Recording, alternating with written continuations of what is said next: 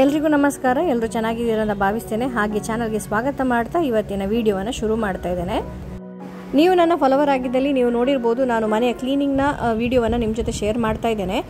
ಹಾಗೆ ಇವತ್ತು ಕಿಚನ್ ಕ್ಲೀನಿಂಗ್ನ ಒಂದು ವಿಡಿಯೋವನ್ನು ನಿಮ್ಮ ಜೊತೆ ಶೇರ್ ಮಾಡ್ತಾ ಇದ್ದೇನೆ. ಮನೆಯಲ್ಲಿ ಹೆಚ್ಚು ಉಪಯೋಗ ಆಗುವ ಹಾಗೆ ಡಿಕ್ಲಟರ್ ಆಗುವಂಥ ಜಾಗ ಅಂತ ಹೇಳಿದರೆ ಈ ಕಿಚನ್. ಹಾಗೆ ಈ ಕಿಚನ್ ಕ್ಲೀನಿಂಗನ್ನು ದೀಪಾವಳಿಯ ಕೊನೆಗೆ ನಾನು ಇಟ್ಟಿದ್ದೇನೆ. ಯಾಕಂತ ಹೇಳಿದರೆ ಕಿಚನ್ ಆಗಾಗ ಯೂಸ್ ಆಗ್ತಾ ಇರ್ತದಲ್ಲ. ಸೊ ಫ್ರಿಡ್ಜ್ ಹಾಗೂ ಈ ಕೌಂಟರ್ ಟಾಪ್ನ ಎಡೆಯಲ್ಲಿ ಇರುವಂಥ ಸ್ಪೇಸಲ್ಲಿ ನಾನೊಂದು ಈ ಥರ ಆರ್ಗನೈಸರನ್ನು ಇಟ್ಕೊಂಡಿದ್ದೇನೆ. ತುಂಬ ವಸ್ತುಗಳನ್ನು ಇದರಲ್ಲಿ ಇಟ್ಕೊಳ್ತಾ ಇರ್ತೇನೆ. ಹಾಗಾಗಿ ಡೈಲಿ ಕೂಡ ಇದನ್ನು ಯೂಸ್ ಮಾಡ್ತಾ ಇರ್ತೇನೆ. ಇದರಲ್ಲಿ ತುಂಬಾ ಧೂಳು ಇವಾಗ ಕಲೆಕ್ಟ್ ಆಗಿದೆ, ಅದನ್ನೆಲ್ಲ ಕ್ಲೀನ್ ಮಾಡ್ಕೊಳ್ತೇನೆ.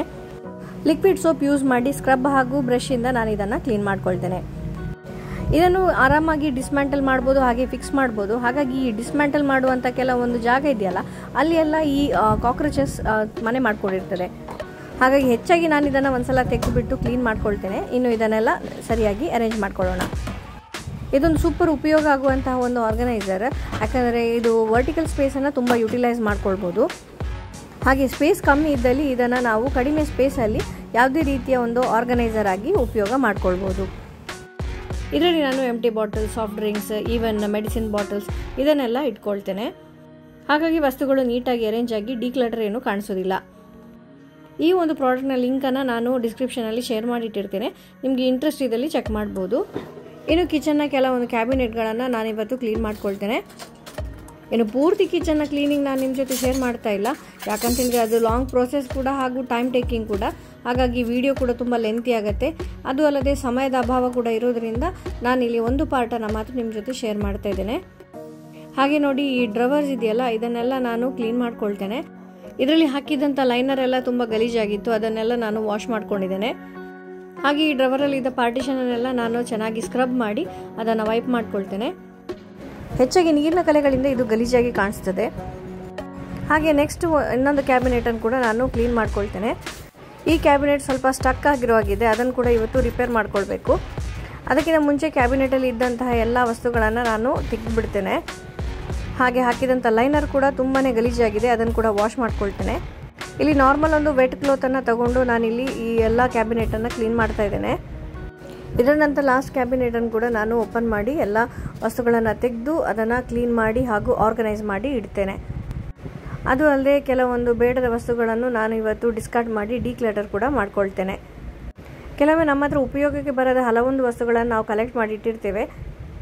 ಈ ಥರ ಒಂದು ಡೀಪ್ ಕ್ಲೀನಿಂಗ್ ಮಾಡುವಾಗ ನಾವು ಬೇಡದ ವಸ್ತುಗಳನ್ನೆಲ್ಲ ಡಿಸ್ಕಾರ್ಡ್ ಮಾಡಲಿಕ್ಕೆ ಹೆಲ್ಪ್ ಆಗ್ತದೆ. ಸೊ ಕೆಲವೊಂದು ವಸ್ತುಗಳು ನೀವು 1 ರಿಂದ 2 ವರ್ಷ ಯೂಸ್ ಮಾಡಲಿಲ್ಲ ಅಂತ ಹೇಳಿದರೆ ನೀವು ಮತ್ತೆ ಲೈಫಲ್ಲಿ ಯಾವತ್ತೂ ಅದನ್ನು ಯೂಸ್ ಮಾಡೋದಿಲ್ಲ. ಬೆಟರ್ ನೀವು ಅದನ್ನು ಡಿಸ್ಕಾರ್ಡ್ ಮಾಡೋದು. ಈ ಕ್ಯಾಬಿನೆಟಲ್ಲಿ ಪ್ಲೇಟ್ಸ್ ಇಡೋದ್ರಿಂದ ಈ ಫ್ಲೋರಲ್ಲಿ ಒಂಚೂರು ಕಲೆ ಆಗಿದೆ. ಹಾಗೆ ನಾನು ಈ WD-40 ಇದೆಯಲ್ಲ, ಅದನ್ನು ಒಂಚೂರು ಸ್ಪ್ರೇ ಮಾಡ್ಕೊಳ್ತೇನೆ. ನೋಡೋಣ ಕಲೆ ಹೋಗ್ತದ ಅಂಥೇಳಿ. ಆದರೆ ಇಲ್ಲಿ ನನಗೆ ಸ್ಕ್ರಬ್ ಮಾಡಲಿಕ್ಕೆ ತುಂಬ ಕಷ್ಟ ಆಗ್ತಾ ಇದೆ. ಹಾಗೆ ಈ ಕ್ಯಾಬಿನೆಟ್ ಏನು ಸ್ಟಕ್ ಆಗಿತ್ತಲ್ಲ, ಅದರ ಈ ಒಂದು ಸಂದುಗಳಲ್ಲಿ ಸಹ ನಾನು ಈ WD-40 ಹಾಕ್ತಾ ಇದ್ದೇನೆ. ಇದು ಹಾಕ್ತಾ ಇದ್ದಾಗೆ ತುಂಬ ಸಡಿಲ ಅನಿಸ್ತು ನನಗೆ ಡ್ರವರ್. ಇದನ್ನು ಹಾಕಿ ಒಂದು ಸ್ವಲ್ಪ ಹೊತ್ತು ನಾನು ಅದನ್ನು ಹಾಗೆ ಬಿಟ್ಟೆ. ನಂತರ ಮತ್ತೆ ಕ್ಲೀನ್ ಮಾಡಿದ ಮೇಲೆ ಇದನ್ನು ಆರ್ಗನೈಸ್ ಮಾಡ್ಕೊಳ್ತಾ ಇದ್ದೇನೆ. ಹಾಗೆ ಅಪ್ಪರ್ ಮೋಸ್ಟ್ ಡ್ರವರ್ ಕೂಡ ಒಂಥರ ಸ್ಟಕ್ ಆಗಿತ್ತು. ಆ್ಯಕ್ಚುಲಿ ನೀರಿನ ಅಂಶ ಎಲ್ಲ ಕೆಲವೊಮ್ಮೆ ಬೀಳೋದ್ರಿಂದ ಇದು ರಸ್ಟ್ ಹಿಡಿಯುತ್ತೆ. ಹಾಗಾಗಿ ಈ WD-40 ತುಂಬಾ ಉಪಯೋಗ ಆಗ್ತದೆ. ಅದು ಅಲ್ಲದೆ ಕ್ಯಾಬಿನೆಟ್ನ ಹಿಂಜಸ್ ಇದೆಯಲ್ಲ, ಅದಕ್ಕೆ ಕೂಡ ಇವತ್ತು ನಾನು ಈ ಸ್ಪ್ರೇಯನ್ನು ಮಾಡ್ಕೊಳ್ತೇನೆ. ಆಗಲೇ ನಾನು ಹೇಳಿದಾಗೆ ಇಲ್ಲಿ ನೋಡಿ, ನನಗೆ ಸ್ಕ್ರಬ್ ಮಾಡಲಿಕ್ಕೆ ತುಂಬ ಕಷ್ಟ ಆಗ್ತಾ ಇದೆ. ಸೊ ಆದರೂ ಕೂಡ ನಾನು ಟ್ರೈ ಮಾಡ್ತಾ ಇದ್ದೇನೆ. ಈ ಕಲೆ ಸ್ವಲ್ಪ ಮಟ್ಟಿಗೆ ಕ್ಲೀನ್ ಆಯಿತು. ಮತ್ತೆ ಅದನ್ನು ಸ್ಕ್ರಬ್ ಮಾಡಲಿಕ್ಕೆ ನಂಗೆ ಆಗಲಿಲ್ಲ. ಹಾಗಾಗಿ ಅದನ್ನು ಅಲ್ಲೇ ಬಿಟ್ಬಿಟ್ಟೆ. ಇನ್ನು ಕ್ಯಾಬಿನೆಟ್ ತೆಗೆದು ನಾನು ಕ್ಲೀನ್ ಮಾಡ್ಬೋದಿತ್ತು, ಆದರೆ ನನಗೆ ಕ್ಯಾಬಿನೆಟ್ ತೆಗಿಲಿಕ್ಕೆ ಬಂದಿಲ್ಲ. ಇನ್ನು ಎಲ್ಲಾದರೂ ಅದು ಆಚೆ ಈಚೆ ಆದರೆ ಮತ್ತೆ ನನಗೆ ಫಿಕ್ಸ್ ಮಾಡಲಿಕ್ಕೆ ತುಂಬ ಕಷ್ಟ ಆಗ್ತದೆ. ಹಾಗೆ ಕ್ಯಾಬಿನೆಟ್ನ ಕೆಳಗಡೆ ಫ್ಲೋರ್ ಕೂಡ ನಾನು ಕ್ಲೀನ್ ಮಾಡಿಕೊಂಡೆ. ಇನ್ನು ಲೈನರನ್ನೆಲ್ಲ ಹಾಕಿಬಿಟ್ಟು ಎಲ್ಲ ಐಟಮ್ಸನ್ನು ಅರೇಂಜ್ ಮಾಡ್ಕೊಳ್ತೇನೆ.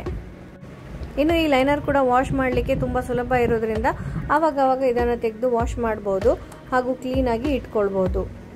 ಹಾಗೆ ಎಲ್ಲ ಸ್ಪ್ಯಾಚುಲಸನ್ನೆಲ್ಲ ನಾನು ಇದರಲ್ಲಿ ಅರೇಂಜ್ ಮಾಡಿ ಇಟ್ಕೊಂಡಿದ್ದೇನೆ. ಇನ್ನು ನೆಕ್ಸ್ಟ್ ಕ್ಯಾಬಿನೆಟನ್ನು ಕೂಡ ನಾನು ಆರ್ಗನೈಸ್ ಮಾಡ್ಕೊಳ್ತೇನೆ.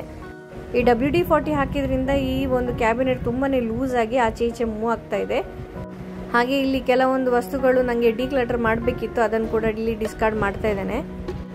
ಹಾಗೆ ಇದರಲ್ಲಿ ತೆಗೆದಿರುವಂಥ ಎಲ್ಲ ವಸ್ತುಗಳನ್ನು ಮತ್ತೆ ನಾನು ಇದರಲ್ಲಿ ಅರೇಂಜ್ ಮಾಡ್ಕೊಳ್ತೇನೆ.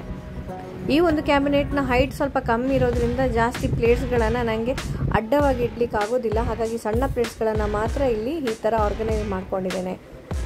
ಇನ್ನು ಕೆಳಗಿನ ಆರ್ಗನೈಸರಲ್ಲಿ ಕೂಡ ನಾನು ಎಲ್ಲ ವಸ್ತುಗಳನ್ನು ಇಟ್ಕೊಳ್ತೇನೆ. ಹೀಗೆ ಒಂದು ಸೆಕ್ಷನನ್ನು ನಾನು ಇವಾಗ ಡೀಪ್ ಕ್ಲೀನ್ ಮಾಡಿಕೊಂಡೆ. ಈಗ ಇನ್ನು ನೆಕ್ಸ್ಟ್ ಸೆಕ್ಷನಿಗೆ ನಾನು ಮುಂದುವರಿತಾ ಇದ್ದೇನೆ. ಈ ಇನ್ನೊಂದು ಸೆಕ್ಷನಲ್ಲಿ ನನ್ನ ಮಿಕ್ಸರ್ ಗ್ರೈಂಡರ್ ಎಲ್ಲ ಇರುತ್ತೆ, ಹಾಗೆ ಕುಕ್ಕರ್ ಎಲ್ಲ ಇದನ್ನು ನಾನು ಈ ಥರ ಇಟ್ಕೊಂಡಿದ್ದೇನೆ. ಸೊ ಎಲ್ಲವನ್ನು ರಿಮೂವ್ ಮಾಡಿ ಫ್ಲೋರನ್ನು ಫಸ್ಟ್ ಕ್ಲೀನ್ ಮಾಡ್ಕೊಳ್ತೇನೆ. ಇಲ್ಲಿ ಹೆಚ್ಚಾಗಿ ಏನು ಧೂಳು ಎಲ್ಲ ಇಲ್ಲ, ಯಾಕಂದರೆ ನಾನು ಹೆಚ್ಚಾಗಿ ಇಲ್ಲಿ ತೆಗೆದು ಬಿಟ್ಟು ವಸ್ತುಗಳನ್ನು ಕ್ಲೀನ್ ಮಾಡ್ಕೊಳ್ತೇನೆ. ಆದರೂ ಸಹ ಡೀಪ್ ಕ್ಲೀನಿಂಗ್ ಅಂತ ಹೇಳಿ ಒಂದು ಮಾಡಲಿಕ್ಕೆ ಇದೆಯಲ್ಲ, ಹಾಗಾಗಿ ಇದನ್ನು ಕೂಡ ಇವತ್ತು ಕ್ಲೀನ್ ಮಾಡ್ಕೊಳ್ತೇನೆ. ಇನ್ನು ಈ ಸೆಕ್ಷನನ್ನು ಹೆಚ್ಚಾಗಿ ನಾನು ತೆಗೆದು ಕ್ಲೀನ್ ಮಾಡೋದು ಕಡಿಮೆ, ಹಾಗಾಗಿ ಇಲ್ಲಿ ಕೂಡ ಒಂದು ನಾನು ಲೈನರನ್ನು ಹಾಕಿದ್ದೇನೆ, ಅದನ್ನು ಕೂಡ ಇವತ್ತು ಇಲ್ಲಿ ಕ್ಲೀನ್ ಮಾಡ್ಕೊಳ್ತೇನೆ. ಅದರ ಜೊತೆಗೆ ಇವತ್ತು ಮಿಕ್ಸಿಯನ್ನು ಕೂಡ ನಾನು ಚೆನ್ನಾಗಿ ಕ್ಲೀನ್ ಮಾಡ್ಕೊಂಡಿದ್ದೇನೆ. ಹಾಗೆ ಕ್ಲೀನ್ ಮಾಡಲಿಕ್ಕೆ ನಾನು ಸಿಫ್ ಲಿಕ್ವಿಡನ್ನು ಯೂಸ್ ಮಾಡಿದ್ದೇನೆ. ಎಷ್ಟು ಚೆನ್ನಾಗಿ ನನ್ನ ಮಿಕ್ಸಿ ಕ್ಲೀನ್ ಆಗಿದೆ ಅಂತ ಹೇಳಿದರೆ ನನಗೂ ಆಶ್ಚರ್ಯ ಆಯಿತು. ಹೀಗೆ ಈ ಕ್ಯಾಬಿನೆಟ್ ಕೂಡ ನಾನು ಕ್ಲೀನ್ ಮಾಡಿಕೊಂಡೆ. ನೆಕ್ಸ್ಟ್ ನನ್ನ ಅಂಡರ್ ಸಿಂಕ್ ಕ್ಯಾಬಿನೆಟನ್ನು ಕೂಡ ಇವತ್ತು ಆರ್ಗನೈಸ್ ಮಾಡ್ಕೊಳ್ಬೇಕು. ವಸ್ತುಗಳನ್ನು ಇಡ್ತಾ ಈ ಅಂಡರ್ ಕ್ಯಾಬಿನೆಟ್ನ ಒಂದು ಸೆಕ್ಷನ್ ಎಷ್ಟೊಂದು ತುಂಬ ಹೋಗಿದೆ ಅಂತ ನೀವು ನೋಡ್ಬೋದು. ಇಲ್ಲಿ ಅಗತ್ಯ ಇರೋ ವಸ್ತುಗಳನ್ನೆಲ್ಲ ನಾನು ಜೋಡಿಸ್ಕೊಳ್ತೇನೆ ಮತ್ತು ಉಳಿದದನ್ನೆಲ್ಲ ಬಿಸಾಡ್ತೇನೆ. ಇಲ್ಲಿ ಒಂದು 2 ಸೆಕ್ಷನ್ನ ಒಂದು ರ್ಯಾಕ್ಗಳನ್ನು ಇಟ್ಕೊಂಡಿದ್ದೇನೆ. ಹೀಗಾಗಿ ವರ್ಟಿಕಲ್ ಸ್ಪೇಸ್ ಇಲ್ಲಿ ತುಂಬ ಯುಟಿಲೈಸ್ ಆಗುತ್ತೆ. ಹಾಗೆ ಫ್ಲೋರನ್ನೆಲ್ಲ ನಾನು ಇವಾಗ ವೈಪ್ ಮಾಡ್ಕೊಳ್ತೇನೆ. ಇಲ್ಲಿ ಕೆಲವೊಂದು ಕಂಟೈನರನ್ನು ಸ್ಟ್ಯಾಕ್ ಮಾಡಿ ಇಟ್ಟಿದ್ದೇನೆ. ಎಲ್ಲದರಲ್ಲಿ ಒಂದೊಂದು ವಸ್ತುಗಳಿದೆ. ಇನ್ನು ಬೇಡದಂತಹ ಕೆಲವೊಂದು ಸ್ಪ್ಯಾಚುಲಾಸ್ ಎಲ್ಲ ಇತ್ತು, ಅದನ್ನೆಲ್ಲ ಡಿಸ್ಕಾರ್ಡ್ ಮಾಡಿ ಬೇಕಾದದನ್ನೆಲ್ಲ ಒಂದು ಸಣ್ಣ ಬಾಕ್ಸಲ್ಲಿ ಆರ್ಗನೈಸ್ ಮಾಡಿ ಇಡ್ತಾ ಇದ್ದೇನೆ. ಈ ಒಂದು ಸಣ್ಣ ಪ್ಲಾಸ್ಟಿಕ್ನ ಶೆಲ್ಫ್ ಏನಿದೆ, ಇದರಲ್ಲಿ ನಾನು ಈ ಸ್ಪ್ರೇ ಬಾಟಲ್ ಹಾಗೂ ಎಕ್ಸ್ಟ್ರಾ ಲೈಟ್ಸ್, ಇನ್ನು ಯೂಸ್ ಮಾಡುವಂಥ ಕ್ಲಿಪ್ಸ್ ಹಾಗೂ ಸಿಂಕ್ ಕ್ಲೀನ್ ಆಗಲಿಕ್ಕೆ ಆಗುವಂಥ ಡ್ರೈನ್ ಕ್ಲೀನರ್ ಇದನ್ನೆಲ್ಲ ಇಟ್ಕೊಳ್ತೇನೆ.